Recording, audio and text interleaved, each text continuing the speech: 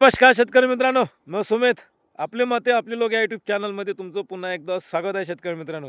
तर शेतकरी मित्रांनो, आपला चना झालेला आहे आजच्या कालावधीमध्ये 63 दिवसाचा. शेतकरी मित्र या 63 दिवसाचा चना आहे. आणि आता शेतकरी मित्रांनो अशी चिंता पडली असेल, आता आपल्या हरभऱ्याला तर 63 दिवस झालेले आहे, 65 दिवस झालेले आहे, 75 दिवस झालेले आहे. पण फुलाची मात्रा भरपूर आहे, घाटे माल कमी धरत आहे आणि काळपट पडला. तर शेतकरी मित्रांनो, ही अवस्था नॅचरल अवस्था आहे, काळपट पडणार. जसजसा माल पकडणार हरभरा तसतसा हरभरा काळपट पडणार शेतकरी मित्रांनो. आणि आता थंडी पडत आहे. ज्या शेतकऱ्यांच्या हरभऱ्याला 75-80 दिवसाचा कालावधी झाला, माल भरपूर असेल पण हरभरा काळपट दिसत आहे.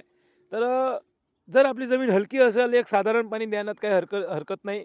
भारी जमीन असेल शेतकरी मित्रांनो, वातावरण थंड आहे, हिटेड वातावरण नाही आहे, तर पाणी देणे टाळावे शेतकरी मित्रांनो. कारण की थंडी जेव्हा पडते तेव्हा आपल्या चण्यामध्ये दड पडतो. हे दड जमिनीतूनच पाणी घेत नाही पीक, तर खोडावाटे ही पाणी शोषून घेतं शेतकरी मित्रांनो.